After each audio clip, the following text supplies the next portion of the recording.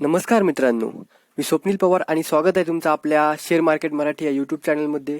तर मित्रांनो, जसं की आपण आपल्या चॅनलवरती दरवेळेस एक शेअर मार्केटवरील एक नवीन कन्सेप्ट घेऊन येत असतो, तसंच आजच्या व्हिडिओमध्ये सुद्धा मी शेअर मार्केटविषयीची एक अशी कन्सेप्ट तुमच्यासमोर आणली आहे, जेणेकरून आपण ओळखू शकतो की कशा प्रकारे आपण लॉंग टर्ममध्ये अशा शेअर्समध्ये इन्व्हेस्टमेंट करू शकतो, जे आपल्याला मल्टीबॅगर रिटर्न देतील. हो मित्रांनो, जसं की तुम्ही खूप वेळा ऐकलं असेल किंवा पाहिलं असेल की शेअर मार्केटमध्ये असे खूप सारे शेअर्स आहेत ज्यांनी लाँग टर्ममध्ये जवळपास 700 ते 800 पट रिटर्न दिले आहेत.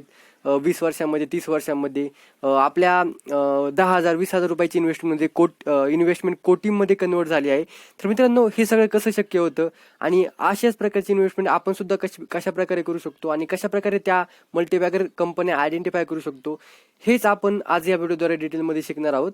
तर मित्रांनो, आज आपण मल्टीबॅगर शेअर्सला आयडेंटिफाय करण्यासाठी 2 मेथडचा उपयोग करणार आहोत. पहिली म्हणजे आपण मित्रांनो काही म्हणजे थेरॉटिकल गोष्टींवरती बोलणार नाही आहोत, म्हणजे काही मॅथमॅटिकल फॉर्म्युला वगैरे वापरून आपण हे शिकणार नाही आहोत. तर मित्रांनो, शेअर मार्केटमध्ये सर्वात महत्त्वाची गोष्ट जी असते ती म्हणजे सायकोलॉजी, आपली ह्युमन सायकोलॉजी आणि सब्जेक्टिव्ह ज्या गोष्टी असतात त्या सगळ्यात जास्त महत्त्वाच्या शेअर मार्केटमध्ये असतात.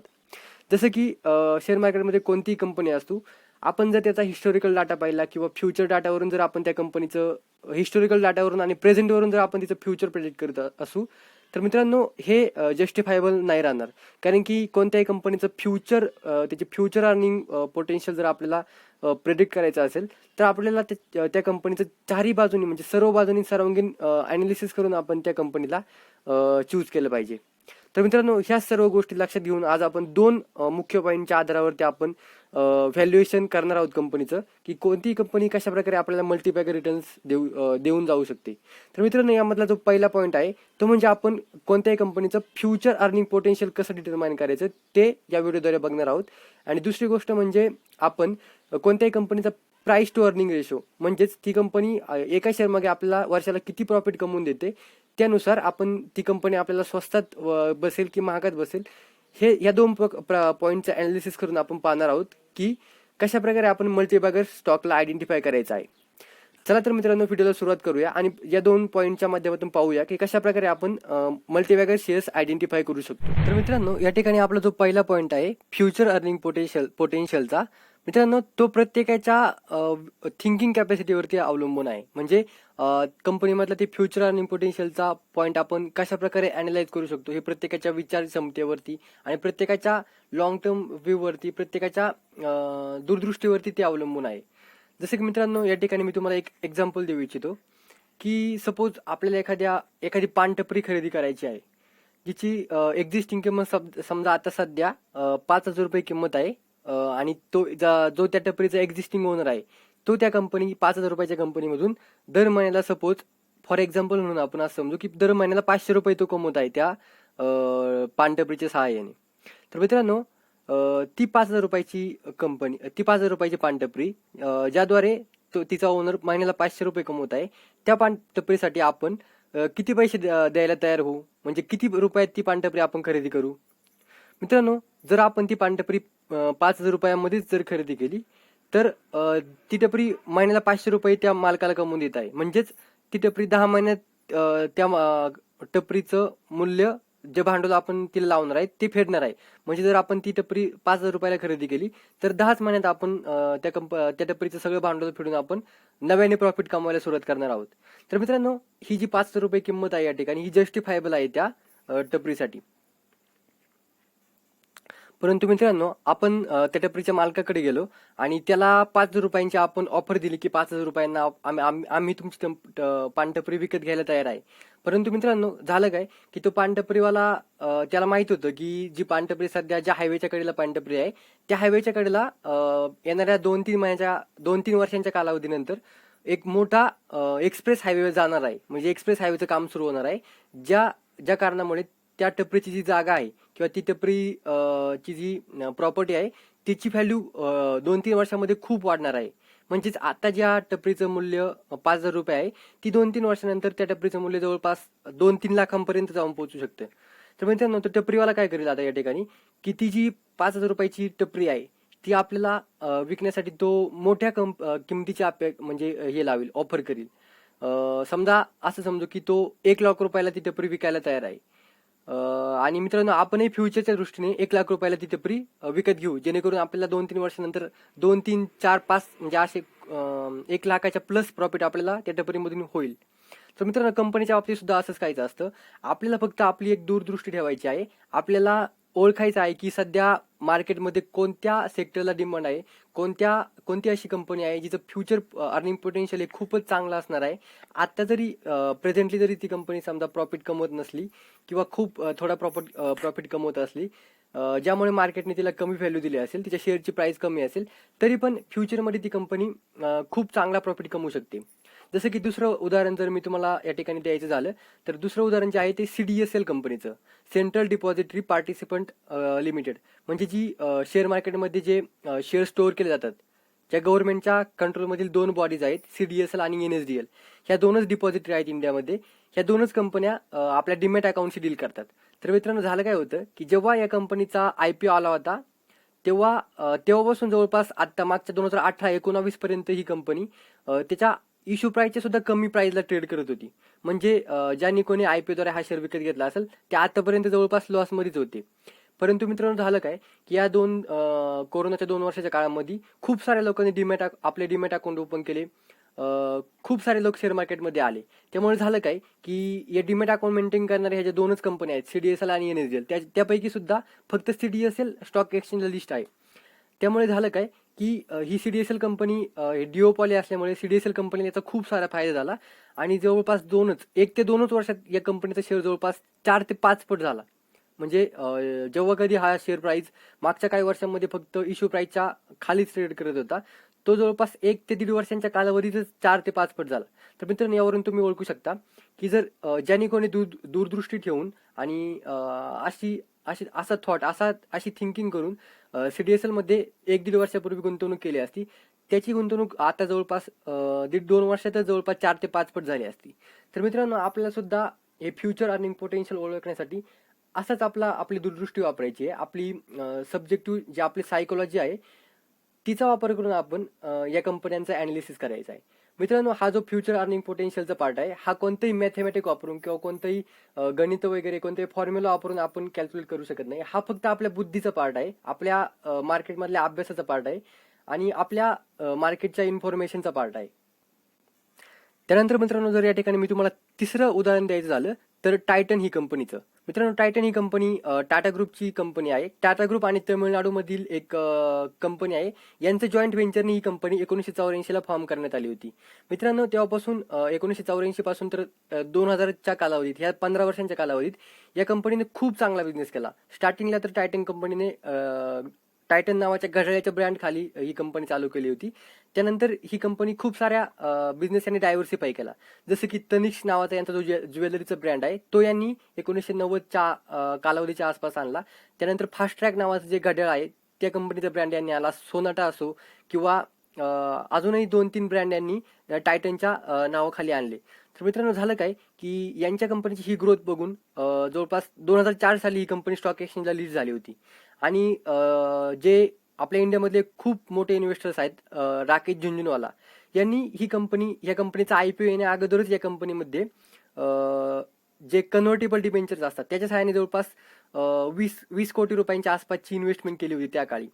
तर मित्रांनो, 2001 साली मिस्टर राकेश झुंझुनवालांनी या कंपनीची फ्युचर अर्निंग पोटेन्शियलची ग्रोथ म्हणजे दूरदृष्टी ठेवून 2001 साली या कंपनीमध्ये 20 कोटी रुपये इन्व्हेस्टमेंट केले होते. मित्रांनो, तुम्ही इमॅजिन नाही करू शकत, 20च वर्षाच्या कालावधीनंतर राकेश झुंझुनवालांच्या 20 कोटी रुपयांचे 11,000 कोटी रुपये झाले. तर मित्रांनो, तुम्ही बघू शकता की किती ताकद आहे शेअर मार्केटच्या इन्व्हेस्टमेंटमध्ये. आणि आपण दूरदृष्टी ठेवून जर योग्य कंपनीचा शेअर पिक केला आणि त्याच्यामध्ये गुंतवणूक केली तर आपल्याला अशा प्रकारचे खूप चांगले रिटर्न्स भेटू शकतात. मित्रांनो, तुम्ही आता या ठिकाणी असा विचार करत असाल की हे जे फ्युचर अर्निंग पोटेन्शियल आहे हे कसं ओळखायचं. म्हणजे मार्केटमध्ये आता जवळपास 7 ते 8 हजार कंपन्या आहेत. या कंपन्यांमध्ये आपल्याला माहिती कशी भेटायची, प्रत्येक कंपनीला कसं शोधायचं. तर मित्रांनो, मी माझ्या स्वतःच्या अॅनालिसिसनुसार, माझ्या स्वतःच्या थिंकिंगनुसार मी तुम्हाला या ठिकाणी एक गोष्ट सांगतो की मी कसं करतो. मित्रांनो, करायचं काय की आपल्याला मार्केट ॲट लार्ज बघायचं आहे. म्हणजे आपला दृष्टिकोन असा ठेवायचा आहे की आपल्याला लार्ज म्हणजे मार्केटच्या वरती जाऊन आपल्याला बघायचं आहे. आपल्याला कोणत्या एका इंडिव्हिज्युअल कंपनीचं अॅनालिसिस करत बसायचं नाही. फॉर एक्झाम्पल समजा आता मार्केटमध्ये चालू काय आहे, सध्या कोरोनाचा काळ चालू आहे. तर कोरोनाच्या काळामध्ये आपल्याला विचार करायचा आहे की लागणार काय सगळ्यात जास्त मेडिकल फॅसिलिटीज वगैरे. आणि मेडिकल फॅसिलिटीज प्रोव्हाइड करणाऱ्या कंपन्या कोणत्या आहेत? फार्मा सेक्टरमधल्या. तर मित्रांनो सोपं गणित आहे. आपल्याला फार्मा सेक्टरमधल्या ज्या चांगल्या चांगल्या कंपन्या आहेत त्या बघायच्या आहेत. किंवा जसं की आता फ्युचरमध्ये इलेक्ट्रिकल व्हेकलचा जमाना आहे असं बोललं जातं. म्हणजे पेट्रोल कार कमी होऊन इलेक्ट्रिकल व्हेकल याच्या जागे याची पेट्रोल व्हेकलची जागा घेणार आहे. तर मित्रांनो आपण या ठिकाणी दृष्टिकोन कोणत्या दृष्टिकोनातून टाटा मोटर्सकडे किंवा या या सेक्टरमधल्या ज्या बाकीच्या पण कंपन्या आहेत यांच्याकडे आपण एक संधी म्हणून पाहिलं पाहिजे. म्हणजे आपण असं इमॅजिन केलं पाहिजे की अशा कोणकोणत्या कंपन्या आहेत ज्या सध्या आता ग्रोविंग स्टेजला आहेत आणि ज्या आता आपल्याला स्वस्तात भेटत आहे आणि इलेक्ट्रिकल व्हेकलमुळे या कंपन्यांना सगळ्यात जास्त फायदा होऊ शकतो. तर हे आपल्याला हेरायचंय, हे आपल्याला अनालाइज करायचंय आणि त्यानुसार योग्य कंपनी पिक करून त्या कंपनीमध्ये गुंतवणूक करायची. जसं की टाटा मोटर्स हा म्हणजे याला फर्स्ट मोर ॲडव्हान्टेज भेटला आहे इलेक्ट्रिकल व्हेकलमधला. ज्यांची नेक्झॉन व्हेकल ही जवळपास टॉप 10 सेलिंग कारमधली एक बनली आहे. आणि टाटा ग्रुप जो आहे तो खूप खूप मोठा ग्रुप आहे. टाटा ग्रुपच्या खूप साऱ्या कंपन्या आहेत ज्या इलेक्ट्रिकल व्हेकलच्या इन्फ्रास्ट्रक्चरला एकदम परफेक्ट त्यांचं एन्व्हायरमेंट आहे. जसे की टाटा ग्रुपची टाटा केमिकल आहे, टाटा ग्रुपची टाटा मोटर्स स्वतः आहे, त्यानंतर टाटा ग्रुपची टाटा एलएक्झी म्हणून एक कंपनी आहे आय टी सेक्टरमधली. ही ह्या सगळ्या ज्या कंपन्या आहेत ह्या या इलेक्ट्रिकल व्हेकलच्या एन्व्हायरमेंटसाठी एकदम परफेक्ट कंपन्या आहेत. म्हणजे समजा उद्या जर काही इनोव्हेशन किंवा रिसर्च अँड डेव्हलपमेंट करायचं असेल इलेक्ट्रिक व्हेकलमध्ये तर टाटा एलएक्झी ही एक टॉपची कंपनी आहे त्यामध्ये ही या प्रकारच्या रिसर्चमध्ये. त्यानंतर समजा यांना ज्या बॅटरीज आहेत, जे पॉवर चार्जिंग स्टेशन्स वगैरे असणार आहेत, ते चार्जिंग स्टेशनचं जाळं पसरवण्यासाठी यांच्याकडे टाटा केमिकल ची जी कंपनी आहे ती एक सर्वात इंडस्ट्रीमध्ये टॉप कंपनी आहे. तर मित्रांनो आणि यांनी हे काम सुरू सुद्धा केलं आहे आत्तापासूनच चार्जिंग स्टेशनचं वगैरे.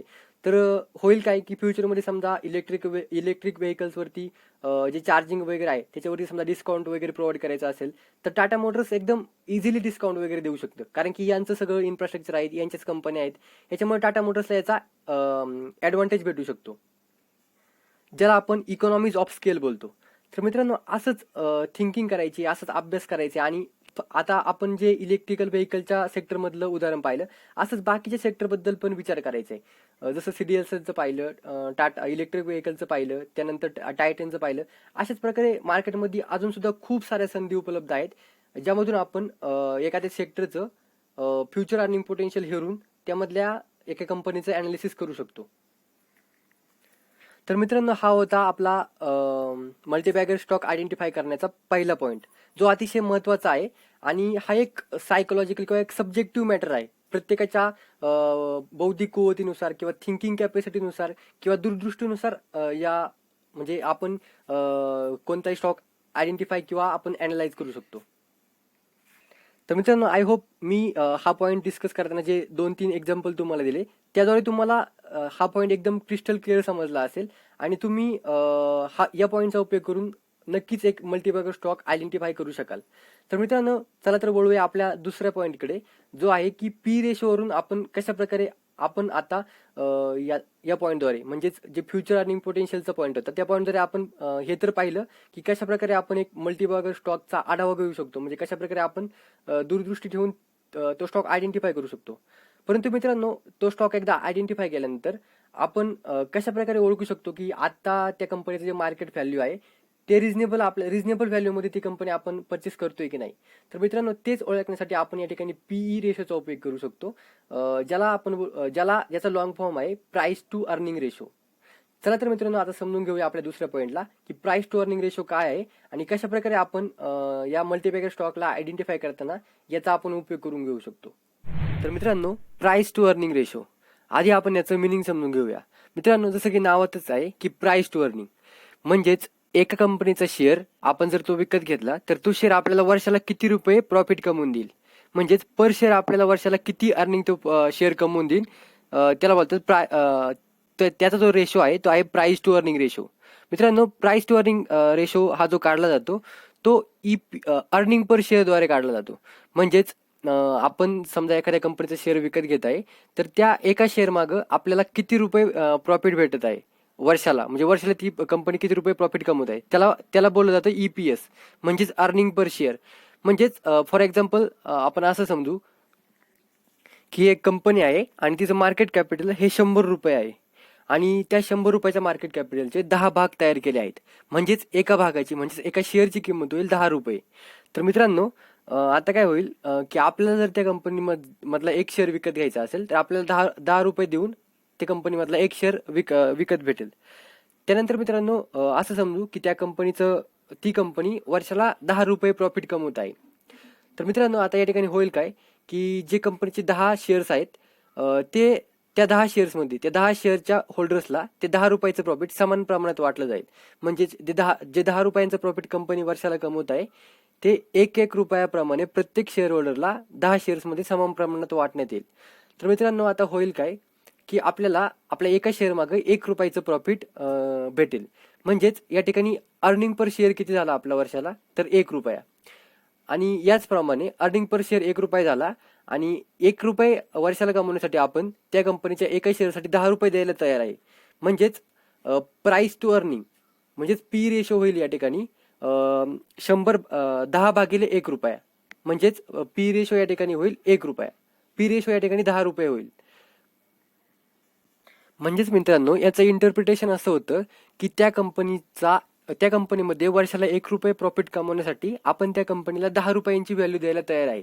जसं की आपण त्या पानटपरीच्या एक्झाम्पलमध्ये पाहिलं होतं की ती पानटपरी आपल्याला आता सध्या तर वर्षाला फक्त 500 रुपये प्रॉफिट कमवून देत होती.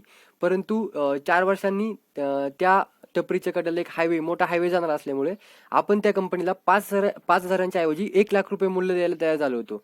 सेम त्याच प्रकारे या ठिकाणी सुद्धा आपण मार्केट काय करते की ही कंपनी आपल्याला वर्षाला 1 रुपयाच प्रॉफिट कमवून देते, पण हिच्या फ्युचर अर्निंग पोटेन्शियलमुळं आपण मार्केट त्या कंपनीला 10 पट जास्त व्हॅल्यू देते. म्हणजे 10 रुपये पी रेशो देते.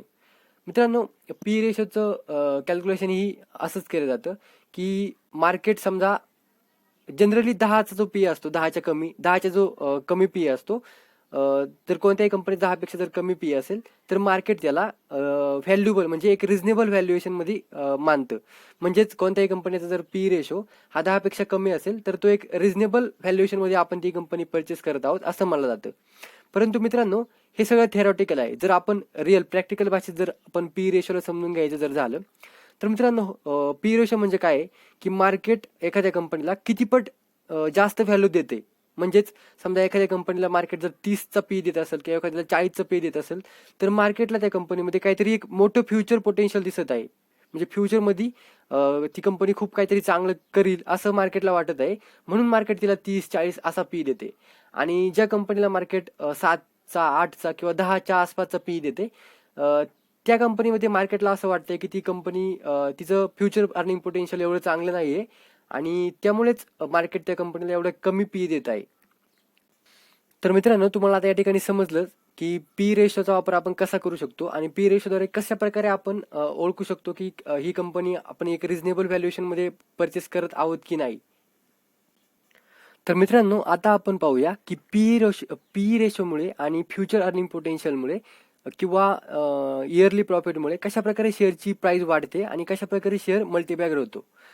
तर मित्रांनो, या ठिकाणी होतं काय की मार्केट आता जसं आपण उदाहरण पाहिलं की या कंपनीचा पी रेशो हा 10 होता आणि ही कंपनी फक्त आपल्याला वर्षाला 1 रुपयेच प्रॉफिट कमवून देत होती. तरी पण आपण त्या कंपनीच्या एका शेअरसाठी 10 रुपये प्राइस दिली. तर मित्रांनो, अशाच प्रकारे होतं काय की समजा आता पुढच्या वर्षी समजा त्या कंपनीचा प्रॉफिट 10 रुपयांचा वाढून 20 रुपये झाला, तर या ठिकाणी होईल काय की त्याचा पी रेशो सुद्धा जो 10 रुपये होता, पी रेशो सुद्धा अर्धा होईल. कारण की त्याचं प्रॉफिट 10 वरून 20 झालं, त्यामुळे पर शेअर आता आधी जो आपल्याला 1 रुपये प्रॉफिट भेटायचा तर आपल्याला पर शेअर आता 2 रुपये प्रॉफिट भेटेल.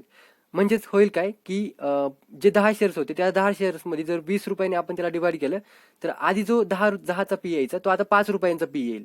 म्हणजेच अल्टिमेटली मार्केट काय करेल की मार्केटने गेल्या वर्षी जो 10चा पी दिला होता त्या कंपनीला आणि आत्ता जर मार्केटला या वर्षी सुद्धा जर तोच पी द्यायचा असेल तर ऑटोमॅटिकली त्या कंपनीच्या शेअरची प्राइस 10 वरून ही 20 रुपयावरती येईल. आणि जेव्हा ती शेअरची प्राइस 10 रुपयावरून 20 रुपयावरती येईल तेव्हाच त्या कंपनीचा पी 10 होऊ शकतो. आणि जर त्या कंपनीची शेअरची प्राइस पण जर 10च राहिली आणि इन्कम जर 20 रुपये झाली तर होईल काय, फक्त फक्त 5 रुपयाचाच पी भेटेल. त्यामुळे मार्केट ऑटोमॅटिकली त्या कंपनीची व्हॅल्यू वाढून त्या कंपनीची शेअरची प्राइस 20 रुपये करेल. तर मित्रांनो, अशा प्रकारे कंपनीच्या प्रॉफिटमुळे कंपनीच्या शेअर प्राईजवरती इफेक्ट पडतो. म्हणजेच कंपनीचं जर फ्युचर पोटेन्शियल चांगलं असेल आणि कंपनी जर वर्षाला आपला प्रॉफिट डबल करत असेल किंवा ट्रिपल 4 पट जर होणार असेल फ्युचरमध्ये प्रॉफिट, तर मार्केट ऑटोमॅटिकली त्या कंपनीचं शेअरची प्राईस वाढवतं आणि त्याला जास्त व्हॅल्यू देतं. त्यानंतर मित्रांनो, दुसरा जो शेअर मल्टीबॅगर व्हायला मदत करतो तो म्हणजे पी रेशोचं एक्सपान्शन. तर मित्रांनो, होतं काय या ठिकाणी की आता आपण जे एक्झाम्पल पाहिलं की त्या कंपनीचा पी रेशो 10 रुपये होता, मार्केटने त्याला 10चा पी दिलं होतं आणि जी कंपनी आपल्याला वर्षाला 1 रुपये प्रॉफिट कमवून देत होती. तर मित्रांनो, समजा असं झालं, असं समजू की असं होतं की ती कंपनी, मार्केटला असं वाटतंय की ती कंपनी फ्युचरमध्ये खूप चांगलं प्रॉफिट कमवणार आहे. म्हणजे तिने काहीतरी एक अशी स्ट्रॅटेजी डेव्हलप केली आहे किंवा कॉम्पिटिटर्स पासून पेक्षा त्यांनी असं काहीतरी त्यांच्या कंपनीमध्ये इनोव्हेशन आणलं आहे की ज्यामुळे त्या कंपनीला फ्युचरमध्ये खूप सारा फायदा होणार आहे. त्यामुळे मार्केट काय करेल की मार्केटने त्या कंपनीला जे 10चं पी रेशो दिला होता, म्हणजे एकदम रिझनेबल व्हॅल्युएशन दिलं होतं, तर मार्केट ऑटोमॅटिकली त्या कंपनीचा पी हा 10 वरून वाढून हा जवळपास 30-40 करेल. म्हणजे मार्केट त्याला ऑटोमॅटिकली जास्त व्हॅल्यू द्यायला लागेल, कारण की मार्केटला दिसतंय की ही कंपनी फ्युचरमध्ये, आत्ता जरी ही कंपनी फक्त 10 रुपये वर्षाला प्रॉफिट कमवत असली तरी फ्युचरमध्ये ही 3-4 वर्षातच जवळपास 10-12 पट या कंपनीचं प्रॉफिट होऊन जाईल. आणि त्याच कारणामुळे मार्केट काय करेल की आता मार्केट प्रेझेंटली त्याला 10चा पी रेशो देते, पण मार्केट ऑटोमॅटिकली त्याचा पी एक्सपांड करून 30 ते 40 रुपये करेल. तर मित्रांनो, या सगळ्यामुळे होईल काय की मार्केटला जर त्याचा पी 30 ते 40 करायचा असेल, तर मार्केटला त्याची शेअरची प्राइस सुद्धा वाढून 20 रुपयावरून वाढून 80 रुपये करायला लागेल. म्हणजेच जसं पीचं एक्सपान्शन होईल तसंच ऑटोमॅटिकली त्याचं शेअर प्राइसचं सुद्धा एक्सपान्शन होईल. म्हणजेच मित्रांनो, आता आपल्याला या दोन्ही पॉईंटवरून समजलं असेल की कशा प्रकारे आपण कोणत्याही कंपनीचं फ्युचर अर्निंग पोटेन्शियल प्रेडिक्ट करून आणि दूरदृष्टी ठेवून त्याला ओळखून आणि पी रेशोचा उपयोग करून त्या मल्टीबॅगर शेअरला एका रिझनेबल व्हॅल्यूमध्ये परचेस करू शकतो. आणि आता आपल्याला हे सुद्धा समजलं असेल की फक्त पी रेशोवरूनच आपण कोणत्याही कंपनीचं व्हॅल्युएशन ठरवू शकत नाही. कारण की जर पी रेशो 10 असेल तर आता मार्केटला असं वाटते की त्या कंपनीचं फ्युचर अर्निंग पोटेन्शियल काहीच नाही. त्यामुळे मार्केट त्याला तेवढी कमी व्हॅल्यू देते, म्हणून त्याला 10चा पी दिले मार्केटने. आणि जर एखाद्या कंपनीचं जर पी रेशो जास्त असेल 30-40, जसं की मोठ्या मोठ्या ज्या मल्टीबॅगर कंपन्या आहेत त्यांचा पी रेशो ऑलरेडी 30-40-50च्या घरात असतो, कारण की मार्केट त्यांना तेवढी व्हॅल्यू देते. मार्केटला माहिती आहे की या कंपन्यांनी आत्ता हिस्ट्रीमध्ये सुद्धा चांगला प्रॉफिट दिला आहे आणि फ्युचरमध्ये सुद्धा या कंपन्या चांगला प्रॉफिट देत राहणार आहेत. त्यामुळेच मार्केटने त्यांना एवढा 30 ते 40 रुपयांचा पी दिला असतो. मित्रांनो, दोन्ही पी रेशो आपल्या जागी जस्टिफायबल आहेत. आपल्याला फक्त एवढंच ओळखायचे की ज्यांचा पी आत्ता ॲट प्रेझेंटली त्यांचा पी 10च्या घराच्या आसपास असेल, म्हणजे जर 10पेक्षा कमी असेल किंवा 10-15च्या आसपास असेल, त्या कंपन्या आपल्याला शोधायच्यात. आणि त्यांच्यापैकी एक अशी कंपनी शोधायची आहे की जिचा फ्युचर अर्निंग पोटेन्शियल आत्ता जर मार्केटला दिसत नाहीये, पण भविष्यामध्ये त्या कंपनीचा फ्युचर अर्निंग पोटेन्शियल हा खूप सारा वाढू शकतो. जसे की आपण मागं सीडीएसएलचं उदाहरण पाहिलं की सीडीएसएलचं मागं 2019 साली त्याचा पी एकदम कमी होता, 9-10च्या आसपास होता. तेव्हा मार्केटला असं वाटत नव्हतं की या सीडीएसएल कंपनीचं फ्युचर अर्निंग पोटेन्शियल एवढं चांगलं असेल. परंतु ज्यांनी दूरदृष्टी ठेवली असेल, ज्यांनी ते हेरलं असेल की नवीन डीमॅट अकाउंट ओपन झाल्यावरती सीडीएसएलला खूप सारा फायदा होणार आहे, तर ज्यांनी हे ओळखून सीडीएसएलमध्ये गुंतवणूक केली असेल, त्याने मल्टीबॅगर रिटर्न कमवले असतील. म्हणजेच सीडीएसएलचा पी सीडीएसएलच्या अर्निंग दरवर्षीच्या प्रॉफिटच्या वाढीमुळे सुद्धा त्या शेअरची किंमत एका वर्षात 5 पट झाली आणि तिचं पी रेशो सुद्धा एक्सपांड केला मार्केटने. त्यामुळेच दोन्ही बाजूकून पी रेशोचा सुद्धा फायदा त्या कंपनीच्या प्राईजवरती पडला आणि तिच्या अर्निंगचा इफेक्ट सुद्धा त्या शेअरच्या प्राईजवरती पडला. तर मित्रांनो, या 2 पॉईंटच्या माध्यमातून आपण अतिशय परफेक्टली कोणत्याही कंपनीचा शेअर ओळखू शकतो की फ्युचरमध्ये मल्टीबॅगर होईल की नाही. मित्रांनो, या ठिकाणी आपण जो मल्टीबॅगर शेअर निवडला आहे त्या मल्टीबॅगर शेअरचं व्हॅल्युएशन निवडण्यासाठी म्हणजे रिझनेबल त्या कंपनीचं व्हॅल्युएशन आपल्याला, त्या कंपनीचं शेअर आपल्याला रिझनेबल भेटत आहे की नाही हे बघण्यासाठी ज्या पी रेशोचा वापर केला, तो पी रेशो फक्त आपण तेव्हाच कॅल्क्युलेट करू शकतो, म्हणजे तेव्हाच आपल्याला तो पी रेशो भेटू शकतो जेव्हा ती कंपनी प्रॉफिट कमवत आहे. म्हणजे जर समजा एखादी कंपनी आता सध्या लॉसमध्ये आहे पण फ्युचरमध्ये ती कंपनी प्रॉफिट कमवू शकते, जसं की फॉर एक्झाम्पल झोमॅटो कंपनीने काय केलंय की त्यांची ब्रँड व्हॅल्यू तयार करण्यासाठी खूप सारे ॲडव्हर्टाइजमेंट केली आहे आणि त्या ॲडव्हर्टाइजमेंटच्या एक्सपेन्सेसमुळे ते सध्या मागच्या 3 वर्षात सलग लॉसमध्ये आहेत. म्हणजे त्यांचा रेव्हेन्यू जवळपास डबल होते दरवर्षी, परंतु त्यांच्या ॲडव्हर्टाइजमेंट आणि त्यांच्या ब्रँड व्हॅल्युएशनच्या एक्सपेन्सेसमुळे ते सध्या लॉसमध्ये आहेत. परंतु मित्रांनो, आपण जर फक्त या झोमॅटोमध्ये पी रेशोला कन्सिडर करून जर आपण त्याचं व्हॅल्युएशन करायला गेलो तर हे जस्टिफायबल राहणार नाही, कारण की ही कंपनी ऑलरेडी लॉसमध्ये आहे. त्यामुळे पी रेशोद्वारे आपण त्या कंपनीचं व्हॅल्युएशन करू शकत नाही. तर मित्रांनो, ज्या कंपन्या लॉस मेकिंग आहेत किंवा ज्या कंपन्यांचा पी रेशो सध्या अवेलेबल नाही, त्या कंपन्यांचं व्हॅल्युएशन कसं करायचं किंवा त्या कंपन्यांच्या व्हॅल्युएशनसाठी कोणता रेशो वापरायचा हे आपण येणाऱ्या आपल्या व्हिडिओजमध्ये पाहूया. त्यासाठी मित्रांनो, आपल्या चॅनलला आत्ताच सबस्क्राईब करून ठेवा. आणि हा व्हिडिओ जर तुम्हाला नॉलेजेबल वाटला असेल आणि जर तुम्हाला शेअर मार्केटविषयी जर काही इम्पॉर्टंट इन्फॉर्मेशन या व्हिडिओद्वारे मिळाली असेल तर व्हिडिओला जास्तीत जास्त आपल्या मित्रांपर्यंत आणि नातेवाईकांपर्यंत शेअर करा आणि आपल्या या मराठी चॅनलला सपोर्ट नक्की करा. तर मित्रांनो, आजच्या व्हिडिओसाठी एवढंच. पुन्हा भेटूया एका नव्या व्हिडिओद्वारे एका नवीन कन्सेप्टसह.